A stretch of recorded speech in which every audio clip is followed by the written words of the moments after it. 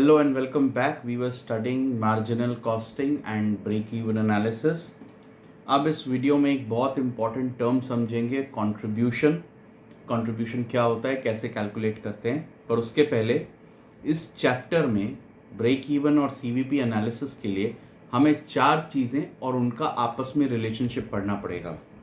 Variable cost, fixed cost, selling price and the total sales volume. तो इन चारों variables का आपस में क्या रिलेशनशिप है और जैसे जैसे हम लेवल ऑफ आउटपुट या सेल्स वॉल्यूम को चेंज करते हैं प्रॉफिट पर क्या इम्पैक्ट होता है, ये हम समझेंगे ब्रेक इवन या सीवीपी एनालिसिस में. तो सबसे पहले एक सिंपल सा स्टेटमेंट देखिए. किसी कंपनी ने सेल करी, किसी बिजनेस ने सेल करा 50,000 रुपीज़ का. चाय वाला एग्जाम्पल ही ले लीजिए. तो अगर आप चाय 10 रुपये की बेचते हैं तो सपोज़ आपने महीने में 5,000 कप्स बेचे और उसको बनाने का मटेरियल कॉस्ट, लेबर कॉस्ट वगैरह मिला जुला के सारे variable cost it was 20,000 rupees. तो अगर आपको ये बिज़नेस करना है तो कम से कम जो सेलिंग प्राइस है वो वेरिएबल कॉस्ट से तो ज़्यादा होनी चाहिए. उसको बनाने का जितना खर्चा डायरेक्टली लग रहा है उससे तो ज़्यादा होनी चाहिए. यहाँ पर 50,000 है विच इज़ ग्रेटर देन 20,000, तो दैट्स गुड. ये सेल करके वेरिएबल कॉस्ट निकालने के बाद आपके पास 30,000 बचेंगे. इस 30,000 में से आपको महीने का फिक्स्ड कॉस्ट पे करना है, जो कि रेंट हो सकता है, किसी की सैलरी हो सकती है, और वो भी पे करने के बाद अगर कुछ आपके पास बच जाए तो उसे हम कहेंगे profit, which is nothing but sales minus total cost.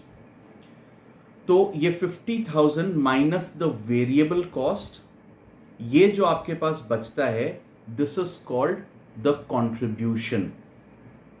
इसका नाम है contribution. This is what each unit is contributing towards the profit. और कंट्रीब्यूशन में से फिक्स्ड कॉस्ट निकाल दें तो आपके पास बचता है प्रॉफिट. इसी को अगर मैं इक्वेशन फॉर्म में लिखूं, sales 50,000 is equal to variable cost कितना है 20,000 प्लस फिक्स्ड कॉस्ट कितना है 24,000 प्लस प्रॉफिट कितना है 6,000. Very simple. Let's move on. तो sales is equal to variable cost plus fixed cost plus profit, यानी 20 plus 24 plus 6 is equal to 50. इसी को अगर हम थोड़ा सा रीअरेंज कर दें, if you remember from previous videos, जितनी भी वेरिएबल कॉस्ट है वो ही हमारी मार्जिनल कॉस्ट होती है. जब हम अपना प्रोडक्शन इंक्रीज करते हैं तो फिक्स्ड कॉस्ट तो बढ़ता नहीं है, वेरिएबल कॉस्ट बढ़ जाता है. रॉ मटेरियल का, डायरेक्ट लेबर का कॉस्ट बढ़ जाता है, इसीलिए वो एडिशनल कॉस्ट होता है, इसीलिए हम उसे मार्जिनल कॉस्ट भी कहते हैं. तो आई कैन से वेरिएबल कॉस्ट की जगह I can write marginal cost, and 50 minus 20 marginal cost निकालने के बाद जो बचता है दैट इज 30,000 रुपीज जो आपके पास बच रहा है, उसको हमने नाम दिया कंट्रीब्यूशन. इस कंट्रीब्यूशन में से आपके फिक्स्ड कॉस्ट निकाले जाएंगे और उसके बाद जो बचेगा वो है प्रॉफिट. तो I can say contribution is equal to fixed cost plus profit. Therefore sales is equal to VC की जगह मार्जिनल कॉस्ट लिख दिया and fixed cost plus profit की जगह कंट्रीब्यूशन लिख दिया.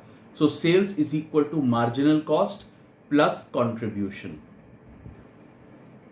मार्जिनल कॉस्ट पे करने के बाद जो भी बच जाता है उसे कहते हैं कंट्रीब्यूशन. उसी में से फिक्स्ड कॉस्ट निकाला जाता है और उसके बाद जो बचता है उसे कहते हैं प्रॉफिट. तो sales is equal to marginal cost plus contribution, ये हमने अभी अभी देखा. इसको अगर मैं रीअरेंज कर दूं तो contribution is nothing but sales minus marginal cost. Sales में से अगर हम मार्जिनल कॉस्ट निकाल दें तो फिर हमारे पास जो बचता है उसी चीज को हम कहते हैं कंट्रीब्यूशन. तो आई होप आप लोगों को कंट्रीब्यूशन का मतलब समझ में आ गया होगा. ब्रेक इवन एनालिसिस के लिए कंट्रीब्यूशन बहुत इंपॉर्टेंट है जानना. तो we will continue with this. In the next video, we'll see what is break even point and how we calculate the break even.